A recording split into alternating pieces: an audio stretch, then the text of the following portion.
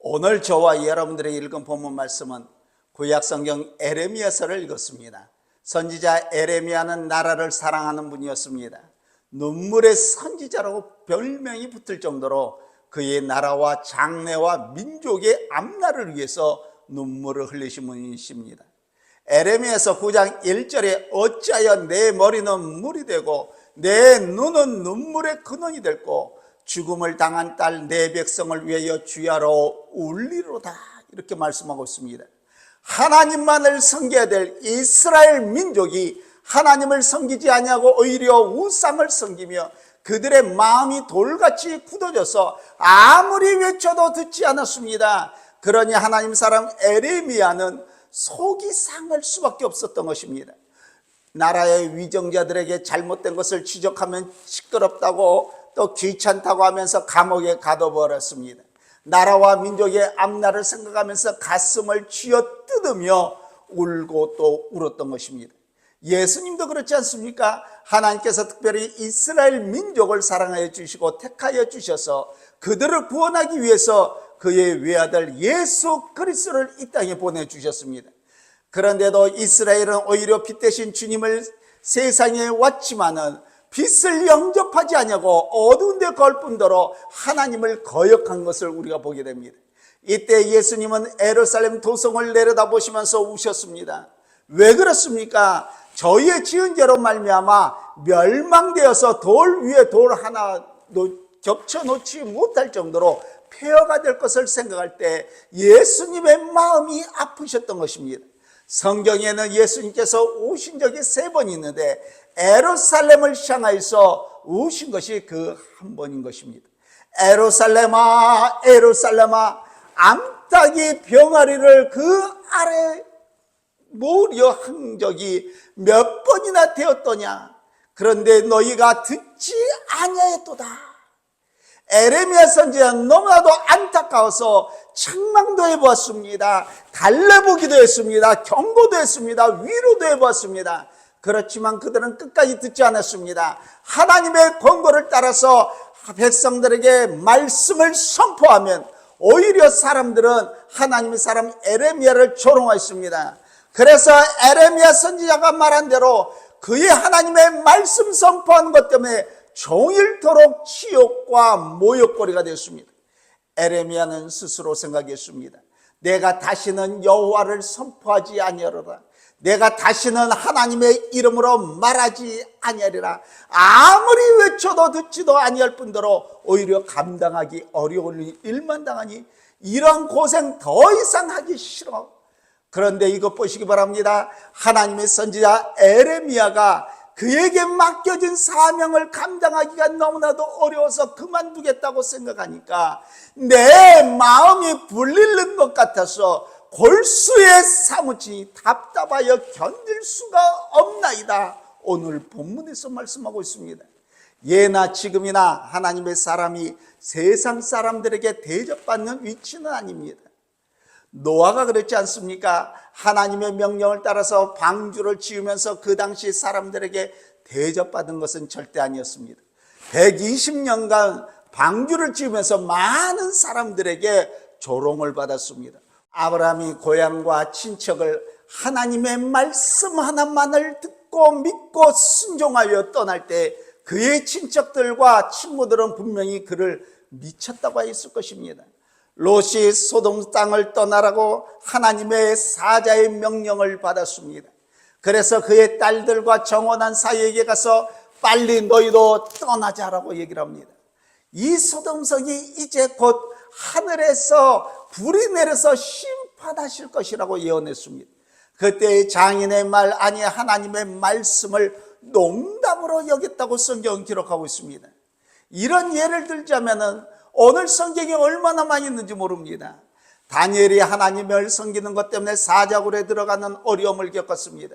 사드락과 메삭과 그리고 아벳느고도 결국 하나님을 섬기는 일 때문에 금으로 만든 신상에게 절하지 않았고 그 때문에 평소보다 7배나 더 뜨겁게 한 풀무불에 던짐을 받게 되었던 것입니다. 그래서 예수님께서도 말씀해 주셨습니다.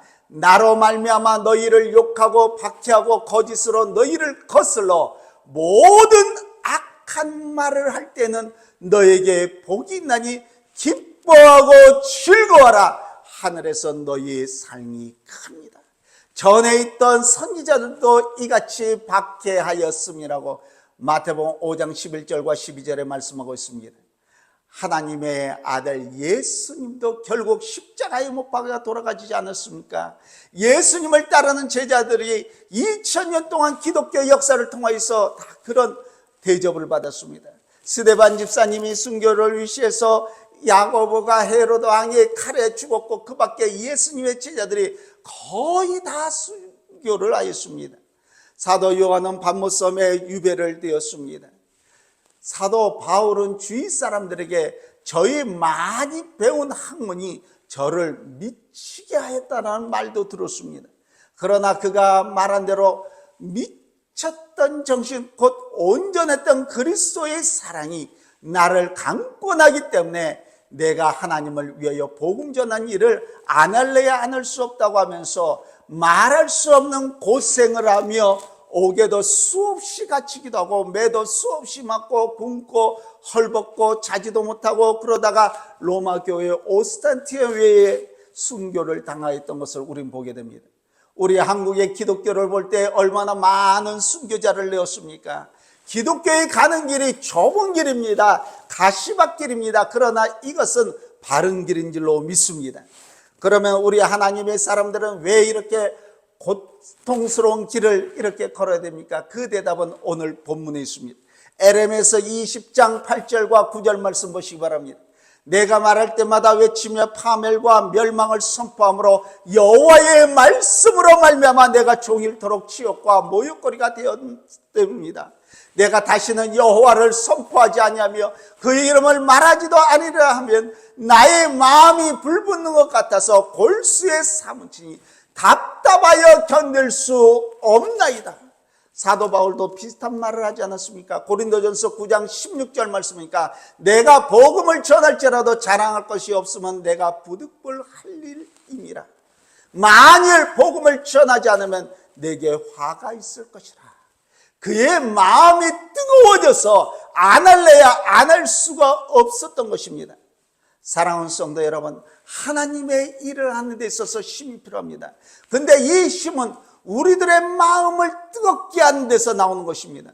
우리들의 마음을 뜨겁게 하는 것이야말로 성령 하나님의 역사인 줄로 믿습니다. 초대교회가 어떻게 그처럼 생동하는 교회가 됐습니까? 초대교회는 성령의 충만한 교회였던 것입니다. 사도행전 2장의 말씀 보니까 오순절 때 저희가 다 한 곳에 모였더니 자기 하늘로부터 급한 바람이 부는 것 같은 소리가 나더니 그들이 앉아있는 온 집안에 가득 채웠습니다. 그리고 혀 같은 것이 불길처럼 갈라져서 그들에게 나타나 각 사람 위에 머물렀다고 성경은 기록하고 있습니다.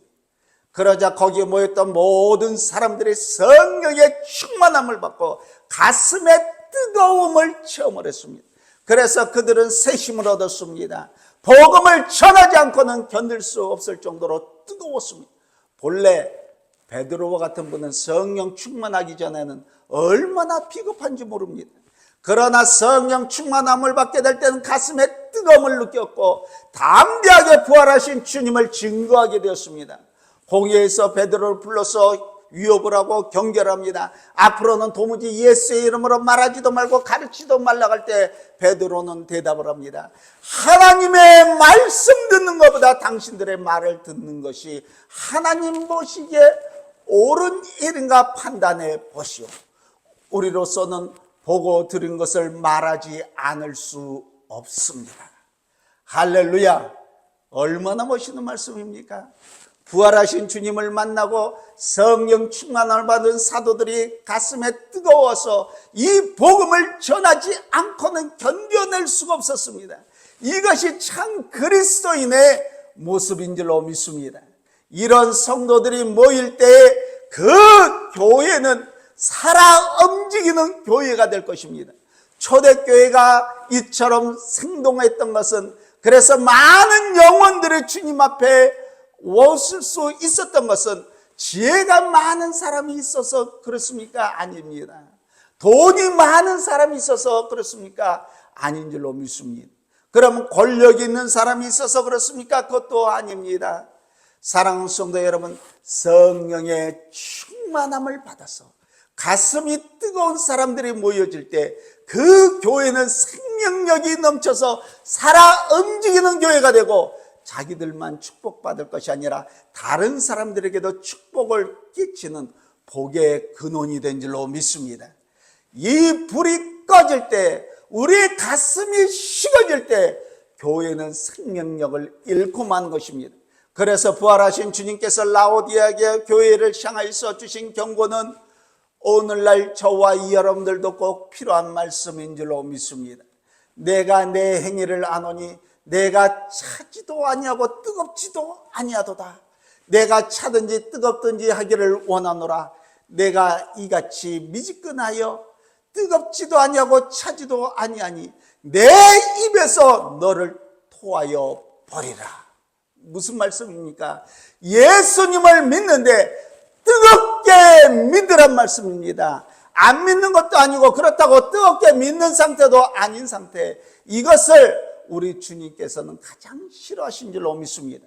사랑하는 성도 여러분, 우리는 신앙생활을 좀 뜨겁게 해야 될 줄로 믿습니다. 신앙생활은 이 뜨거운 요소가 빠지면 아무것도 아닌 줄로 믿습니다. 우리 서울 방배경찰교회도 성령 충만해야 될 줄로 믿습니다. 그래서 우리 믿음의 식구 하나하나가 그 가슴이 뜨거워져야 될 줄로 믿습니다. 저는 우리 교회를 위해서 기도하는 제목이 있습니다. 우리 서울 방배경찰교회를 뜨겁게 하여 주시옵소서. 서울 방배경찰서에 나오는 우리 성도 한 분 한 분을 뜨겁게 하여 주시옵소서. 교회가 뜨겁지 아니할 때 사람들이 모인 사교장은 될 줄 모르지만은 엄격하게 의미해서 교회라고 말할 수가 없는 줄로 믿습니다. 저는 말씀을 전하기 전에 저의 마음이 뜨거워짐을 느낍니다.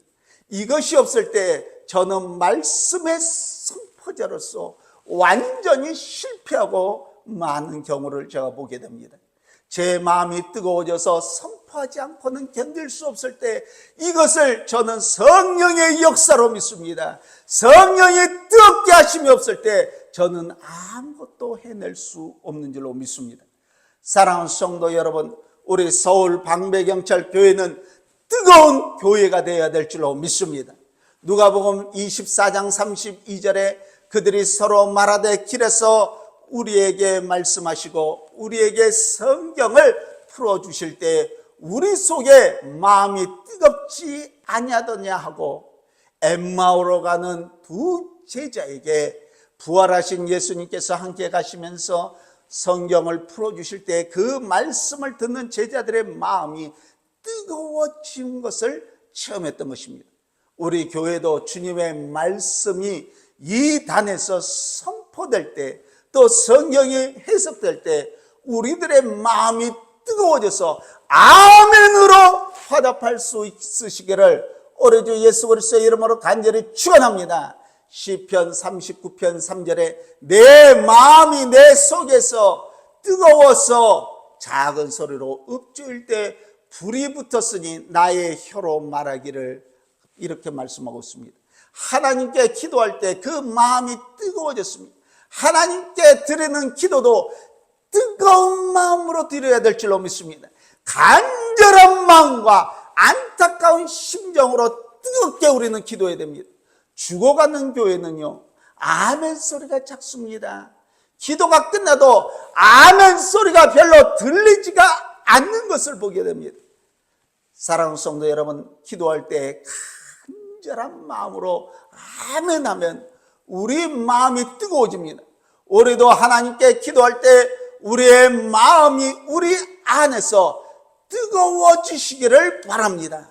로마서 12장 11절에 부지런하여 게으르지 말고 열심을 품고 주를 섬기라고 말씀하여 주고 계십니다. 주님을 섬기는데도 뜨거운 마음으로 우리가 섬겨야 됩니다. 그래야 무슨 일을 해도 힘들지가 않습니다. 짜증나지가 않습니다. 그저 감격과 감사 속 안에서 우리가 일을 해낼 수 있는 줄로 믿습니다. 뜨거운 마음으로 봉사하면 다른 사람들의 마음도 뜨겁게 만들어줄 수 있는 줄로 믿습니다. 베드로전서 1장 22절에 너희가 진리를 순종함으로 너희 영혼이 깨끗하게 하여 거짓이 없이 형제 사랑하기를 이르렀느니 마음으로 뜨겁게 서로 사랑하라.